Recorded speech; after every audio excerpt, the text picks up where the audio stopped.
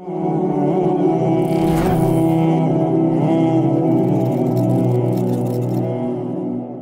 باللہ من الشیطان الرجیم، بسم اللہ الرحمن الرحیم۔ معزز ناظرین، ایک ایسا اعزاز جو کائنات میں کسی کو بھی حاصل نہیں۔ انصار صحابہ کہنے لگے سلمان ہم میں سے ہے، مہاجرین کہنے لگے سلمان ہم میں سے ہے،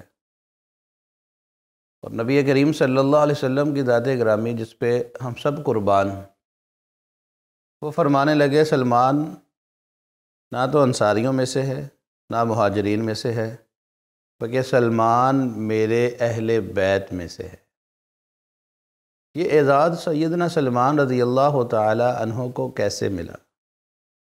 اس کے لیے میں آپ کو ایک واقعہ ان کے قبول اسلام کا اور حق کو تلاش کرنے کے لیے کس انداز میں انہوں نے کہاں سے سفر کیا اور کیسے کرتے کرتے بالآخر مدینہ الرسول میں پہنچے، بڑا ہی پیارا واقعہ ہے۔ میں مختصر آپ کے سامنے بیان کرتا ہوں۔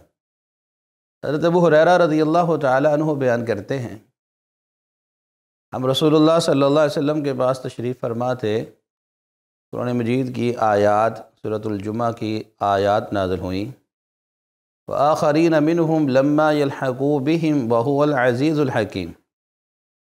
میں نے پوچھا اللہ کے پیارے پیغمبر، یہ آیت کن کے بارے میں نازل ہوئی؟ آپ خاموش رہے۔ 3 بار پوچھا۔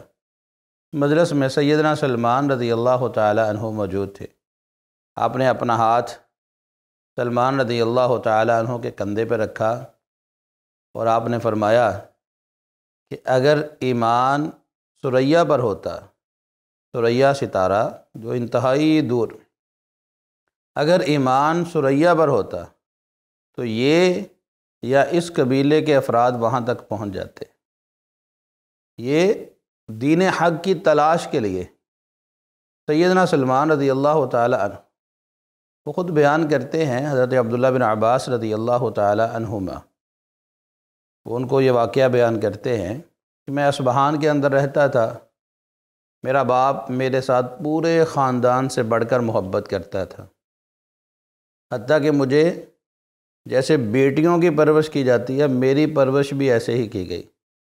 مجھے گھر سے باہر نکلنے ہی نہیں دیا جاتا تھا، ہر ضرورت گھر کے اندر پوری ہوتی تھی۔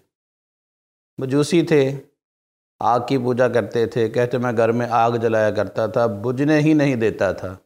ایک دن ایسا ہوا میرے باپ کو کوئی کام تھا تو انہوں نے مجھے کہا کہ جاؤ سلمان آج زمینوں کا چکر لگا کے آؤ۔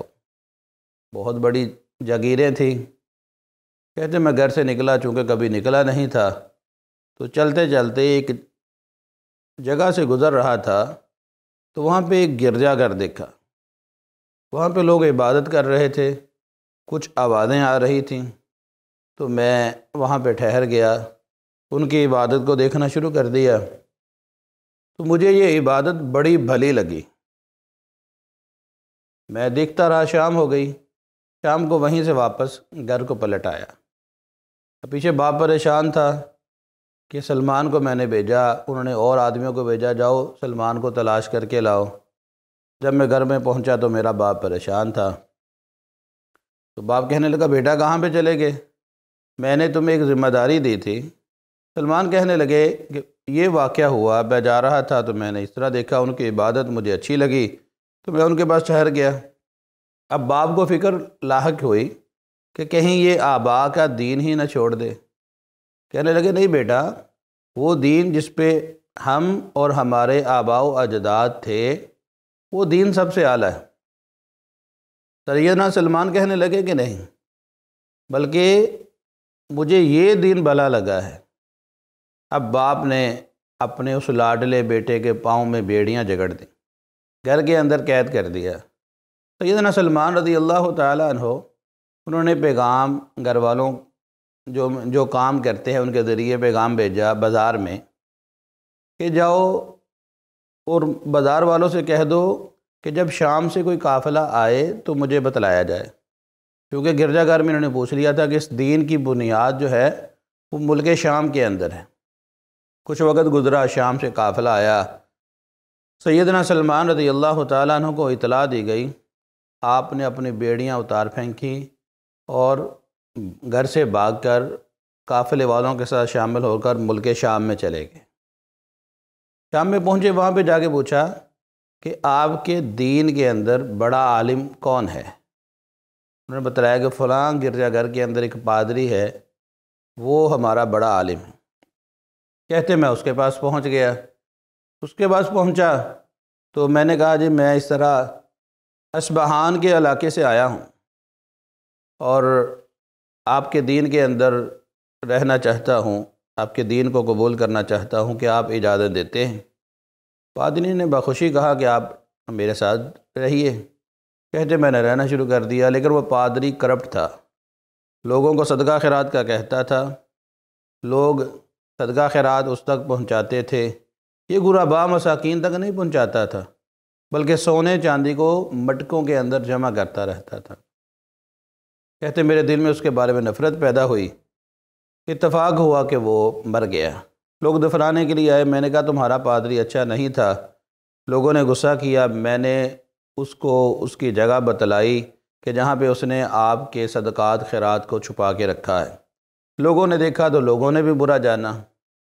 پھر اس جگہ پہ ایک اور پادری آ گیا، وہ بڑا اچھا آدمی تھا، میں نے اس کے ساتھ رہنا شروع کر دیا، وہ نیک تھا تو میں اس کے ساتھ ہی رہا، یہاں تک کہ اس پر بھی موت کا وقت آ گیا۔ میں نے اسے کہا کہ اب مجھے کوئی نصیحت کیجیے کہ میں آپ کی وفات کے بعد کہاں جاؤں؟ سیدنا سلمان رضی اللہ تعالی عنہ کو اس نے کہا کہ لوگ آج دین کو چھوڑ چکے، لوگ دین کو چھوڑ چکے ہیں اور عیسائیت پر نہیں ہیں، لیکن موصل شہر کے اندر ایک آدمی ہے، وہ ہمارے دین پر ہے، تم اس کے پاس چلے جانا۔ سیدنا سلمان کہتے ہیں ان کی وفات کے بعد میں موصل میں چلا گیا، اس پادری کے پاس رہنا شروع کر دیا، وہ بھی اچھا تھا۔ میں واقعے کو مختصر کرتا ہوں۔ پھر کہتے ہیں اتفاق اس کے اوپر بھی موت کا وقت قریب آیا، میں نے اس سے پوچھا تو اس نے مجھے نصیبین کے علاقے کا بتلایا۔ میں اس علاقے کو چھوڑ کر اس کی وفات کے بعد نصیبین میں چلا گیا۔ نصیبین والے پادری پر بھی موت کا وقت آیا تو اس نے پھر مجھے اموریہ کی طرف بھیج دیا۔ اموریہ میں پہنچا، وہاں پہ پادری کے ساتھ میں نے رہنا شروع کیا، میں نے کام کاج کرنا شروع کر دیا، یہاں تک کہ کچھ گائیوں اور بکریوں کا مالک بن گیا۔ اتفاق اس پر بھی موت کا وقت آیا تو میں نے اس سے کہا مجھے نصیحت کیجیے، اب میں آپ کی وفات کے بعد کہاں جاؤں؟ اس نے کہا مجھے اس وقت روئے زمین پر اس دین پر کاربند کوئی شخص بھی نظر نہیں آتا کہ جس تک میں تم کو پہنچا دوں۔ اب ذرا اس دین اسلام جو اللہ کی کتنی بڑی نعمت ہے اس کے بارے میں ذرا دیکھیں، اللہ نے کتنا احسان فرمایا۔ آج قرآن اور حدیث ہم تک بعینی ہی اسی طرح موجود ہے جس طرح اللہ نے نازل فرمائی، یہ اللہ کا کتنا بڑا احسان ہے۔ اس پادری نے، سیدنا سلمان کہتے ہیں، مجھے کہا کہ اب جو نشانیاں نظر آ رہی ہیں مجھے لگتا ہے کہ اس آخری نبی کا ظہور ہونے والا ہے، جو نبی سرزمین عرب پہ آئے گا۔ 6 نشانیاں بیان کی، دین ابراہیمی پر ہوگا، سرزمین عرب پر ہوگا، اور وہ 2 کالے پتھروں کے درمیان جو سرزمین ہے اس کی طرف ہجرت کرے گا، وہ ہدیہ قبول کرے گا، صدقہ نہیں کھائے گا، اور اس کے 2 کندھوں کے درمیان مہر نبوت ہوگی۔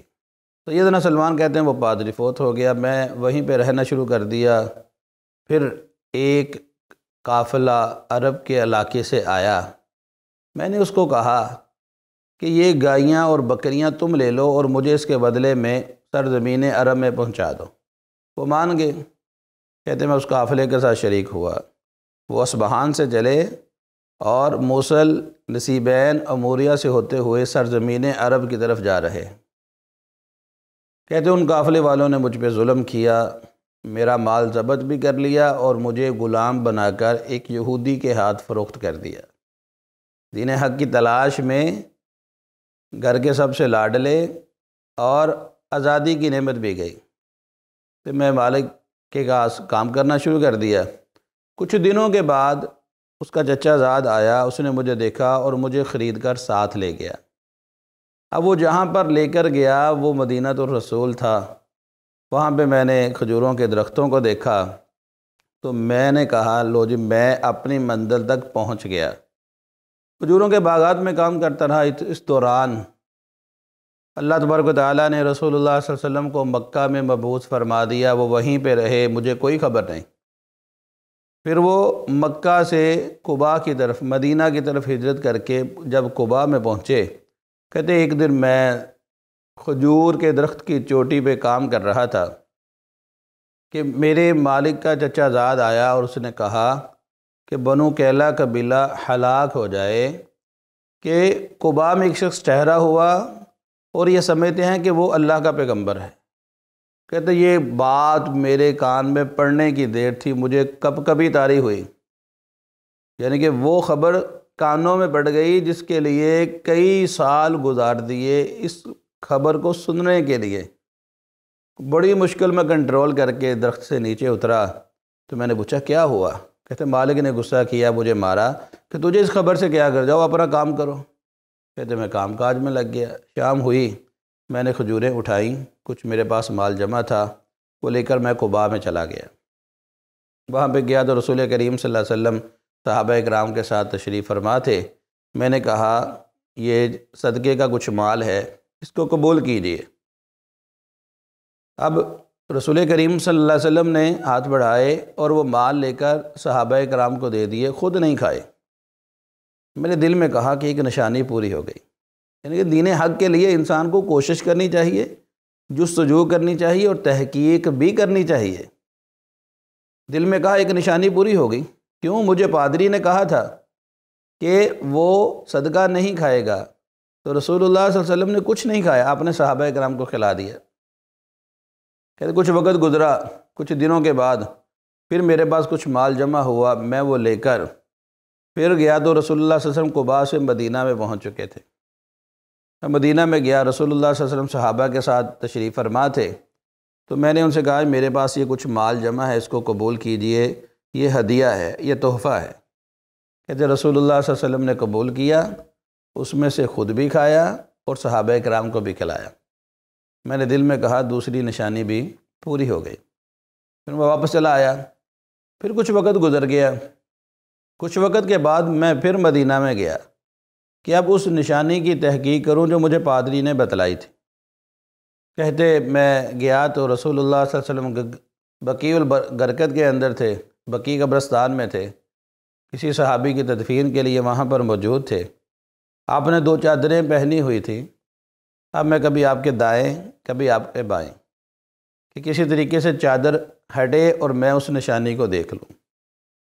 رسول اللہ صلی اللہ علیہ وسلم مزاج شناس تھے، جب انہوں نے دیکھا کہ یہ کسی چیز کی تلاش میں ہے، کہتے میں پیچھے کی طرف گیا تو رسول اللہ صلی اللہ علیہ وسلم نے اپنے کندھے مبارک سے اپنی چادر کو ہٹا دیا۔ کہتے جو ہی میری نظر رسول اللہ صلی اللہ علیہ وسلم کے 2 کندھوں کے درمیان مہر نبوت پر پڑی، میں دیوانہ وار لپکا اور آپ کے بوسے لینے شروع کر دیے، اسلام کو قبول کر لیا۔ یہ سیدنا سلمان فارسی رضی اللہ تعالی عنہ اس بہان سے چلتے ہیں اور مدینہ الرسول میں پہنچ جاتے ہیں دین اسلام کی تلاش میں، دین حق کی جستجو کے اندر۔ اصبہان سے مدینہ الرسول کا سفر اور نشانیوں کی تحقیق کرنے کے بعد دائرہ اسلام میں داخل ہو جاتے ہیں۔ کہتے میں نے رسول کریم صلی اللہ علیہ وسلم کو یہ واقعہ سنایا تو آپ صلی اللہ علیہ وسلم نے یہ واقعہ پسند فرمایا اور مجھے کہنے لگے یہ واقعہ میرے صحابہ کو بھی سناؤ کہ میں نے اس طرح دین اسلام کو قبول کیا۔ میں غلام تھا تو میں رسول اللہ صلی اللہ علیہ وسلم کے ساتھ بدر اور احد میں شریک نہیں ہو سکا۔ آپ نے مجھے کہا کہ اے سلمان اپنے مالک سے مکاتبت کر لو، معاہدہ کر لو کہ جس کے بدلے میں وہ تمہیں آزاد کر دے۔ کہتے میں نے مالک کے ساتھ معاہدہ کر لیا، انہوں نے 300 کھجور کے درخت یہ تم میری زمین پہ لگاؤ گے اور 40 اوقیہ یہ مجھے دو گے۔ کہتے میں نے رسول اللہ صلی اللہ علیہ وسلم کو بتلایا، آپ نے فرمایا کہ ٹھیک ہے۔ صحابہ اکرام سے کہا کہ سلمان کے لیے تم درخت جو ہے اس کو ہدیہ دو، کسی نے 20، کسی نے 30، کسی نے 10 کرتے کرتے میرے پاس 300 درخت جمع ہو گئے۔ آپ نے فرمایا کہ جاؤ اب سلمان کے ساتھ جاؤ، اس کی زمین میں گڑھے کھودو، جب گڑھے تیار ہو جائیں تو پھر مجھے اطلاع دو۔ کہتے گڑھے کھودنے کے بعد ہم نے رسول اللہ صلی اللہ علیہ وسلم کو اطلاع دی۔ آپ خود تشریف لائے، اپنے ہاتھوں کے ساتھ ان درختوں کو، ان پودوں کو زمین کے اندر گاڑ دیا۔ سیدنا سلمان کہتے ہیں اللہ کی قسم ان میں سے ایک پودا بھی نہیں مرا۔ وہ کیسے مرتا؟ ہاتھ تو نبی کریم صلی اللہ علیہ وسلم کے لگے تھے۔ اور آج بھی آپ جانتے ہیں مدینہ میں سیدنا سلمان فارسی رضی اللہ تعالی عنہ کا باغ آج بھی زیارتوں میں دکھلایا جاتا ہے، کہ وہ باغ جو رسول اللہ صلی اللہ علیہ وسلم نے اپنے ہاتھوں سے لگایا تھا۔ کہتے ایک غزوے سے واپس آئے تو ایک انڈے کے برابر جو ہے سونا رسول اللہ صلی اللہ علیہ وسلم کو دیا گیا۔ آپ نے فرمایا جاؤ سلمان کو بلا کے لاؤ۔ سلمان کو بلایا گیا اور کہا یہ لو، یہ سونا لے جاؤ اور اپنے مالک کو دے کر آزادی تم اختیار کر لو۔ کہتے میں نے مالک کو دیا، مالک نے مجھے آزاد کر دیا۔ اس کے بعد میں رسول اللہ صلی اللہ علیہ وسلم کے ساتھ ہر غزوے میں شریک رہا۔ اس کے بعد غزوہ خندق ہوئی کہ جس میں یہود بھی اور مکہ کے مشرک بھی مل کر مدینہ میں چڑھائی کرتے ہیں۔ رسول اللہ صلی اللہ علیہ وسلم پریشان ہیں، آپ کو مشورہ دیا جاتا ہے، اور مشورہ دینے والے سیدنا سلمان فارسی رضی اللہ تعالیٰ عنہ کہ ہمارے علاقے میں جب کوئی ایسا معاملہ ہوتا ہم خندق کھود لیا کرتے تھے، اس لیے اس کو غزوہ احزاب بھی کہتے ہیں، غزوہ خندق بھی کہتے ہیں۔ وہ خندق کھود دی گئی، وہ گڑھا کھود دیا گیا مسلمان مدینہ میں، اور باہر سے آنے والے وہ اس خندق کو کراس ہی نہیں کر سکے۔ اس وجہ سے اللہ تبارک و تعالیٰ نے مسلمانوں کو سرخرو فرمایا۔ یہی وجہ تھی کہ جب یہ دیکھا کہ سلمان کی تجویز کی وجہ سے آج مسلمانوں کو اللہ نے فتح نصیب فرمائی، انصاری کہنے لگے کہ سلمان ہم میں سے ہے، مہاجرین کہنے لگے سلمان ہم میں سے ہے۔ رسول اللہ صلی اللہ علیہ وسلم نے فرمایا کہ نہیں، سلمان نہ انصاریوں سے نہ مہاجرین میں سے، بلکہ سلمان تو میرے اہل بیت میں سے ہے۔ یہ اعزاز ملا تو کس وجہ سے؟ کہ رسول اللہ صلی اللہ علیہ وسلم کے دین کے لیے اور آپ کے طریقے پہ چلنے کے لیے انہوں نے اپنے ماں باپ کو، اپنے گھر کو، اپنی جائیداد کو، سب کو قربان کر دیا، اور دین حق کی تلاش کرتے کرتے وہ جہاں تک پہنچے۔ اللہ دنیا میں بھی راضی ہوا، آخرت میں بھی یقیناً راضی ہے۔ اللہ ہمیں صحابہ کرام کے نقش قدم پہ چلنے کی توفیق عطا فرمائے۔